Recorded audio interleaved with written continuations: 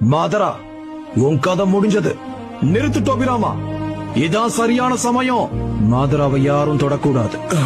உன் கையால சாகிறது எனக்கு பெருமிதம் ஆச்சிராமா. போதும் மாதரா, நம்ம ஏன் இந்த சண்டையை இதோட முடிச்சுக்க கூடாது? ஒரு அமைதியான கிராமத்தை உருவாக்குவோங்கிற நம்மளோட சத்தியம் உனக்கு ஞாபகம் இருக்கா? ஒரு அமைதியான கிராமத்தை நாம இங்க உருவாக்குவோம். அப்படி மட்டும் நடந்தா என் தம்பி எந்த பிரச்சனையும் இல்லாம பாதுகாக்க முடியும்.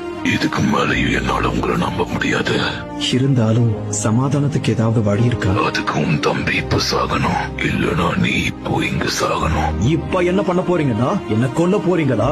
ரொம்ப நன்றி மாதரா, உன்னோட இரக்கமான மனசு எனக்கு இதுல இருந்தே நல்லா புரியுது. ஒரு தம்பி இழந்த அண்ணனோட வழி எப்படி இருக்கும்னு அவனுக்கு நல்லாவே தெரியும். நான் போனதுக்கு அப்புறம் நீங்க யாரும் மாதராவை கொல்ல கூடாது.